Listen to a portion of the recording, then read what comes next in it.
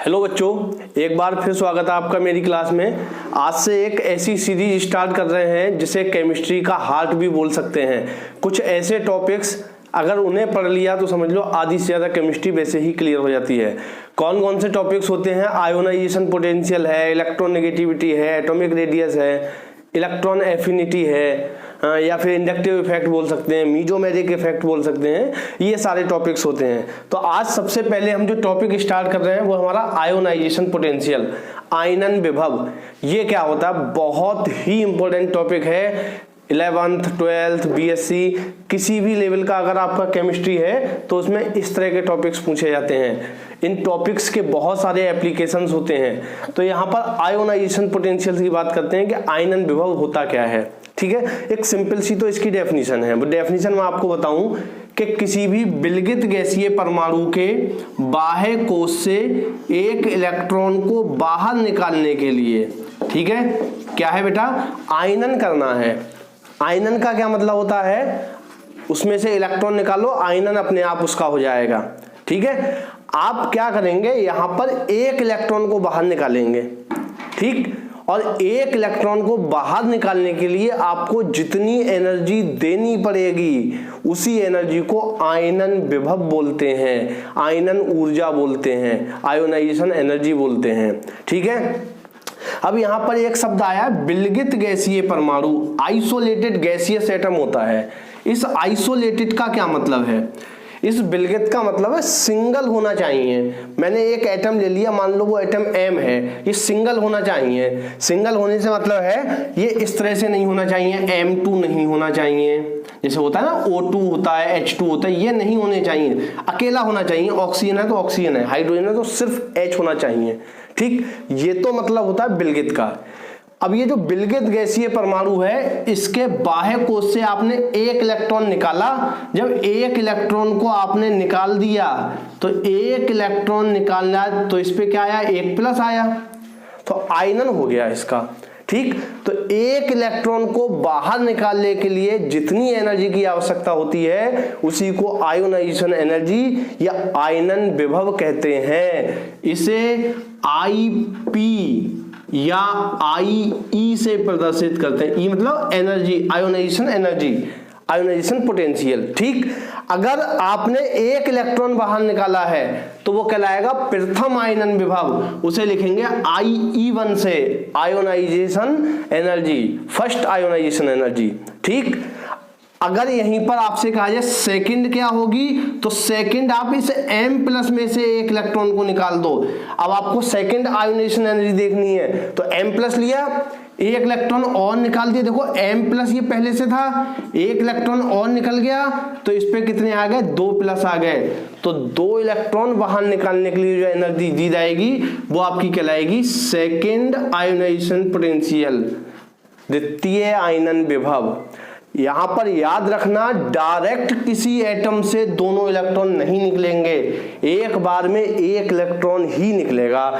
यहां पर ये नहीं कर सकते कि M++ 2 इलेक्ट्रॉन एक साथ निकाल दिए, नहीं तो गलत हो जाएगा। ठीक, तो प्रथम आयनन विभव एक इलेक्ट्रॉन को निकालने के लिए, द्वितीय आयनन विभव दूसरे इलेक्ट्रॉन को निकालने के लिए। ऐसे ही अगर आपसे कहे तृतीय आयनन विभव क्या होगा, तो एक इलेक्ट्रॉन को और निकालो। अब कहां से निकालोगे? M++ से। एक इलेक्ट्रॉन और निकाला डबल+ से, ये क्या हो गया? 3+। तो ये हमारी कहलाएगी IE3, तृतीय आयनन विभव। क्या कहलाएगा? Third ionization potential.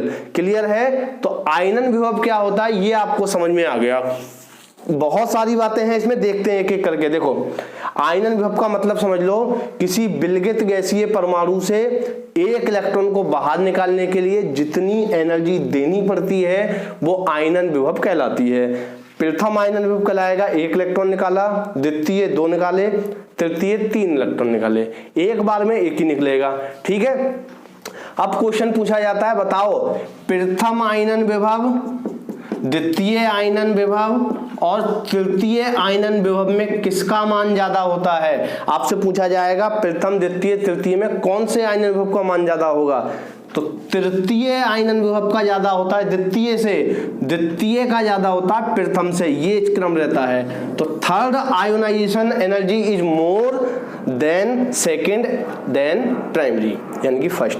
ठीक है, तो ये रह गया। अब आप कहेंगे ये कैसे आ गया, इसका भी कुछ बताओ।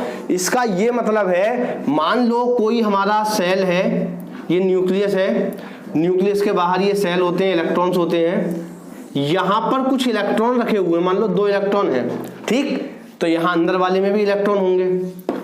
आपने जब 1 इलेक्ट्रॉन निकाला तो न्यूक्लियस का इन इलेक्ट्रॉनों पे जो अप्रोच है, अट्रैक्शन है, वो ज्यादा हो जाएगा 1 इलेक्ट्रॉन निकालने पर।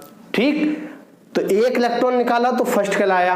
आपने सेकंड भी निकाल दिया, अब अप्रोच और ज्यादा है, अब आपको थर्ड इलेक्ट्रॉन निकालने के लिए और ज्यादा एनर्जी देनी पड़ेगी, क्योंकि जैसे जैसे इलेक्ट्रॉन कम करते जाओगे न्यूक्लियस की अप्रोच इलेक्ट्रॉनों पे बढ़ती जाएगी, अट्रैक्शन बढ़ता जाएगा।